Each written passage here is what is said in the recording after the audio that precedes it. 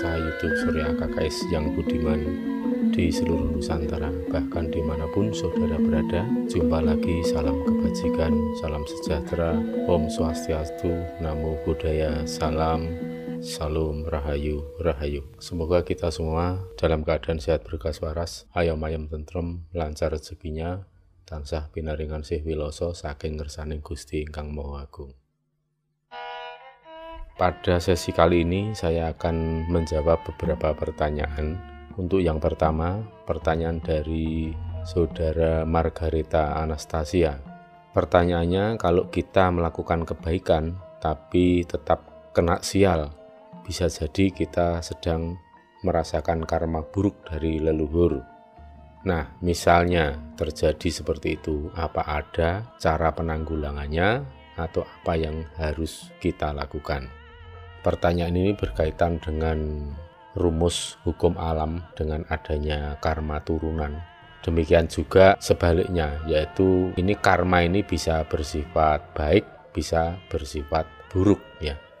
Tapi di sini yang dimaksudkan adalah karma yang buruk. Untuk karma yang sifatnya buruk, yang kemudian yang terjadi, misalnya panjenengan sudah melakukan banyak sekali dharma, murah hati, kemudian senang atau gemar menolong, akan tetapi panjenengan sering sekali mengalami kesialan, mengalami kesulitan, penderitaan, dan sejenisnya. Ini bisa jadi karena panjenengan sedang mengalami atau merasakan karma buruk yang sifatnya turun-temurun, yaitu berupa sesuatu yang tidak baik yang dilakukan oleh para pendahulu panjenengan. Dan biasanya karma buruk yang akan berlanjut atau akan tumurun ke keturunan itu hanya pada keturunan tertentu, jadi tidak semuanya ya. Jadi hanya keturunan tertentu, ada syarat-syaratnya, yakni diantaranya yang utama adalah keturunan yang melanjutkan karma, merasakan karma dari pendahulunya itu keturunan yang paling disayangi ya.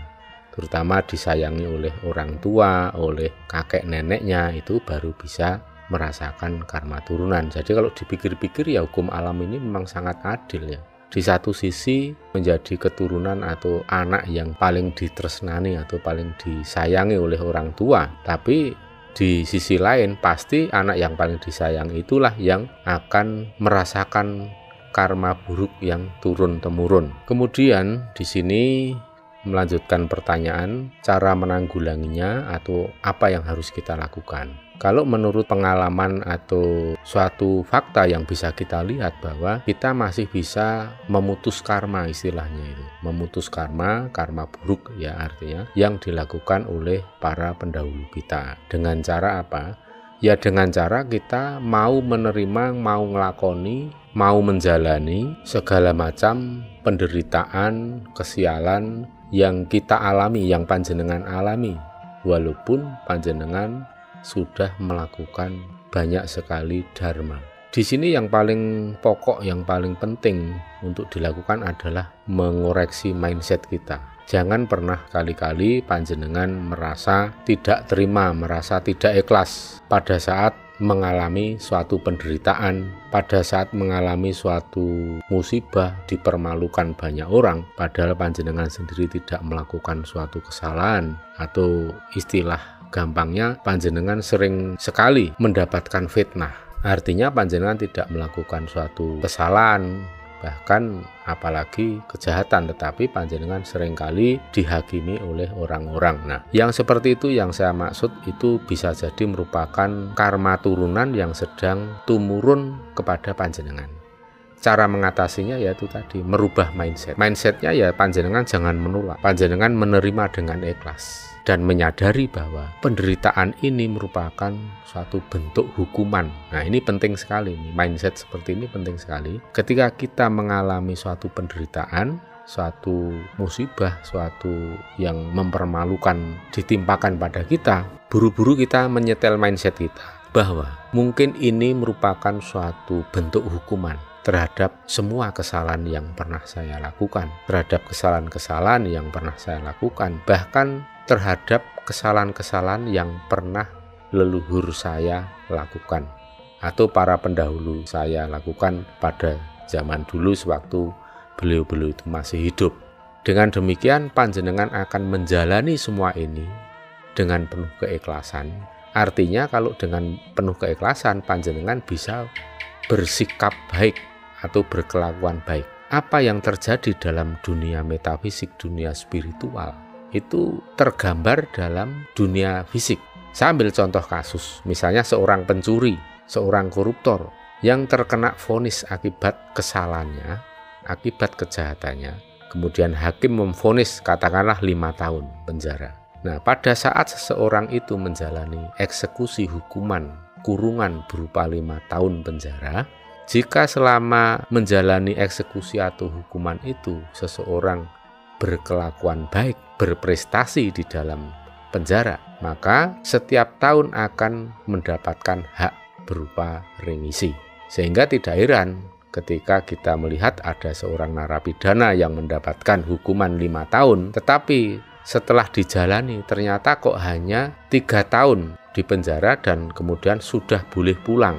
Artinya hukuman ini akan berlangsung jauh lebih cepat dibanding yang sudah ditetapkan. Demikian juga sebaliknya bagi pelaku kejahatan yang dieksekusi hukuman kurungan selama 5 tahun dan tidak menunjukkan tabiat dan kelakuan yang baik selama dalam kurungan penjara, maka jangan harap mendapatkan remisi setiap tahunnya. Maka ya bisa saja nanti dia akan menjalani hukuman itu sepenuhnya 5 tahun. Bahkan ada juga dengan hukuman pemberatan. Misalnya saat di sidang, saat diadili, seseorang menunjukkan kelakuan yang buruk, maka bisa saja seorang narapidana itu mendapatkan tambahan hukuman atau hukuman dengan diperberat. Ini sama saja dalam kasus kehidupan sehari-hari. Ketika panjenengan sedang ngelakoni hukuman atau nebus karma buruk dan panjenengan adanya hanya menggerutu, gerenengan, tidak terima dan kemudian menyalahkan orang lain, ya, tidak menerima hukuman penderitaan itu dengan tulus, dengan ikhlas, tapi malah justru berkonsentrasi sibuk mencari kesalahan pada orang lain, mencari kambing hitam, menimpakan kesalahan pada orang yang tidak seharusnya. Ini sama saja panjenengan sedang menjalani hukuman dengan kelakuan yang buruk. Maka yang terjadi bukan mendapatkan gerasi, remisi, ya, abolisi apalagi, tapi justru mendapatkan hukuman dengan tambahan waktu. Karena apa? Diperberat. Jadi penderitaan yang dialami itu bisa malah lebih lama ketika kita tidak ikhlas ngelakoni suatu penderitaan. Memang dalam ajaran agama disarankan setiap kita itu mengalami musibah, penderitaan dan lain-lain, ya anggap saja ini sebagai suatu cobaan karena kita disayang, dicintai oleh Tuhan. Tetapi saya tidak pernah menggunakan logika atau prinsip yang seperti ini, ya para pemirsa. Karena apa? Ya kalau saya pikir-pikir, seandainya saya ini seorang narapidana, ya katakanlah hakim memutuskan sanksi kepada saya berupa hukuman penjara 1 tahun misalnya. Kemudian saya justru menolak putusan hakim itu dan saya mengatakan bahwa, oh terima kasih hakim, terima kasih Pak Hakim. Pak Hakim memberikan putusan penjara pada saya 1 tahun karena Pak Hakim menyayangi saya, Pak Hakim cinta kepada saya. Ini kalau saya pikir dengan logika atau nalar yang sehat atau akal sehat, ini sungguh merupakan tindakan yang tidak cerdas, ya menurut saya pribadi seperti itu. Jelas sudah salah seseorang dieksekusi penjara selama 1 tahun, tapi bukannya menyadari apa yang menjadi kesalahannya, tetapi malah berpikir bahwa dia itu dicintai, disayangi oleh Pak Hakim. Nah, kapan akan jera? Kapan akan menjadi sadar bahwa dirinya itu salah, kemudian mau membenahi kesalahannya? Demikian juga dalam kacamata pendekatan agama, ya. Ketika seseorang itu melogikakan sebuah penderitaan, sebuah kesengsaraan itu dengan saya seperti ini karena saya disayangi Tuhan, saya dicintai Tuhan, ya. Ya, kalau menurut saya itulah yang bikin si Rai makin gembelo atau makin besar kepala. sulit untuk menyadari apa kesalahannya. Karena dengan pola pikir seperti itu, dengan mindset seperti itu, bukannya kita terus terpacu untuk melakukan koreksi diri, untuk mengevaluasi diri, di mana letak kesalahannya, di mana kekurangannya, tetapi malah justru besar kepala karena merasa diri dicintai dan disayangi Tuhan. Ya, sekarang ini secara akal sehat panjenengan coba renungkan, bagi panjenengan para pemirsa yang budiman, yang sekiranya tidak setuju dengan apa yang menjadi pandangan saya ini, monggo. Tetapi saya minta jangan terburu-buru, jangan tergesa-gesa menjudgment saya sebagai pernyataan atau sebagai sikap yang salah. Coba panjenengan renungkan dengan hati yang bersih, dengan pikiran yang bening atau pikiran yang terbuka dan tenang, dan pikirkanlah secara mendalam di saat yang tenang pula. Maka hati nurani panjenengan akan sepakat dengan apa yang saya sampaikan ini. Sebaliknya, kalau kita itu adanya menggerutu menyalahkan orang lain ketika mengalami suatu penderitaan dan kesengsaraan, dan tidak mau mengevaluasi diri, mengoreksi diri, bahwa tidak mau menyadari bahwa ini merupakan hukuman atas kesalahan yang pernah saya lakukan, walaupun kesalahan itu tidak kami sadari. Justru tangan terbuka, sikap terbuka seperti itu, kita kemudian tidak akan menggerutu, kita tidak akan gerendengan. Ini yang sering dipesan oleh para leluhur. Kalau kita sedang menjalani kesengsaraan, penderitaan, lakonono dengan ikhlas, dengan tulus. Jalani, terima dengan ikhlas dan tulus. Setelah kita jalani, maka akan absah menjadi lelakon. Lelakon kalau durung dilakoni ya belum absah. Kalau kita sudah absah ngelakoni dan menjadi lelakon, ya sudah, kita sudah membayar tuntas, membayar lunas hutang kita. Dan kemudian kita akan menjadi orang yang pantas menerima anugerah yang lebih tinggi. Karena apa? Ya kita sudah membayar hutang, kita sudah nyaur karma buruk. Oleh sebab itu, kita bisa mengatakan bahwa kita menjadi orang yang memantaskan diri terlebih dahulu sebelum kita berharap-harap menerima anugerah yang lebih besar. Inilah yang sering saya katakan sebagai pantaskanlah diri kita sendiri atas doa-doa yang kita minta, atas harapan yang kita sampaikan. Pantaskanlah diri kita dulu agar menjadi orang yang pantas menerima anugerah yang lebih besar. Asas kepantasan ini sama saja kalau dilogikakan biar lebih mudah menangkap. Ibaratnya kita berharap mendapatkan air sebanyak 1 liter. Tetapi kita hanya punya gelas kosong yang ukuran 100 cc. Padahal harapan kita mendapatkan air 1 liter. Ya ini artinya kita ini belum pantas untuk menerima anugerah air sebanyak 1 liter. Lawang kita aja punyanya cuman gelas yang daya tampungnya 100 cc. Maka pantaskanlah diri kita. Pantaskanlah diri Anda agar menjadi orang yang layak menerima anugerah yang lebih besar.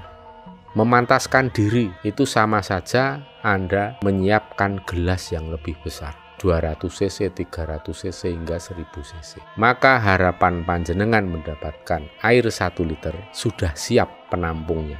Panjenengan sudah siap menjadi orang yang akan menerima anugerah yang lebih besar. Maka dengan kalimat simpel saya bisa mengatakan, pantaskanlah diri kita sehingga anugerah agung itu akan datang dengan sendirinya.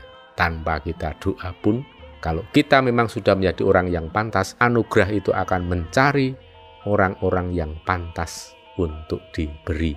Sebenarnya itu bukan orang mencari-cari anugerah ya, tapi siapkanlah diri kita, pantaskanlah diri Anda. Termasuk kalau panjenengan sebagai keturunan yang sedang menebus karma para leluhur, itu bukan sesuatu hal yang sifatnya sia-sia.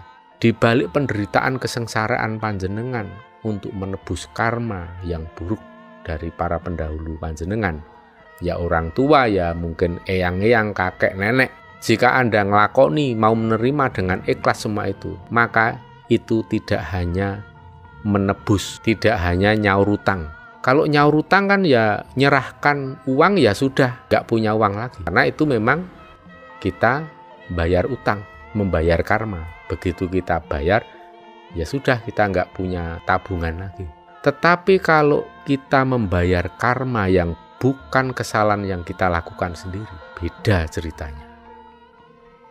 Kalau kita membayar karma atas perbuatan yang dilakukan oleh para pendahulu kita, disitulah kita itu melakukan dua hal. Satu hal, kita membayar utang leluhur kita. Yang kedua, sekaligus kita juga menabung dharma. Ini bedanya. Maka panjenengan diberi dua kesempatan besar untuk melakukan kebaikan ketika panjenengan sedang menebus karma. Yang satu sisi membayar karma para pendahulu, di sisi lain panjenengan menabung dharma. Jadi tidak akan sia-sia. Dan dharma ini merupakan kebaikan yang panjenengan lakukan dan pasti akan ngunduh di waktu yang akan datang. Berarti kepantasan panjenengan akan berlipat, 2 kali lipat. Ya. Kita menolong orang, kita memberikan biaya untuk rumah sakit, menolong orang sakit, itu dharma yang kita lakukan. Tetapi ya sifatnya hanya menabung saja.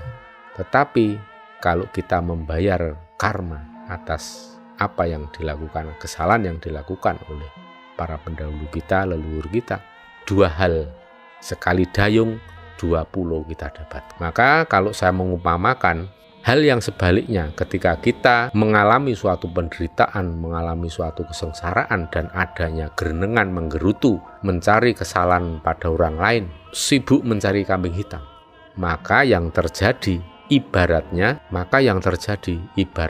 panjenengan sedang naik tangga. Setelah naik tangga kemudian melorot lagi. Naik tangga melorot lagi. Karena apa? Panjenengan gerenengan, menggerutu, tidak ikhlas menjalani semua ini dan tidak menyadari bahwa ini adalah hukuman yang harus dibayar, yang harus dilakoni dengan sikap yang baik. Yang terjadi bukan malah dapat remisi, grasi, tapi justru sebaliknya mendapatkan perpanjangan masa hukuman. Jadi ada orang yang selama hidup itu adanya menderita dan sengsara terus. Karena apa? Kesalahan dalam mindset, kesalahan dalam memahami arti dari sebuah penderitaan dan kesengsaraan ini tadi. Kalau tepat memahami, mindsetnya tepat, pola pikirnya tepat dalam memahami kesengsaraan dan penderitaan, maka kesengsaraan dan penderitaan itu justru akan cepat selesai dan panjenengan akan segera menjadi orang yang pantas mendapatkan anugerah agung. Apa yang saya sampaikan ini sangat masuk akal, rasional, ya, reasonable, karena memang yang namanya suatu kebenaran itu sebenarnya indikatornya mudah dan simpel. Asalkan sesuatu itu sangat masuk akal, itulah kadar kebenaran yang bisa dilihat. Dan saya pribadi berani menyimpulkan bahwa Tuhan sesungguhnya maha rasional. Demikian dari Mbak Margarita Anastasia, mudah-mudahan jawaban saya mudah diterima.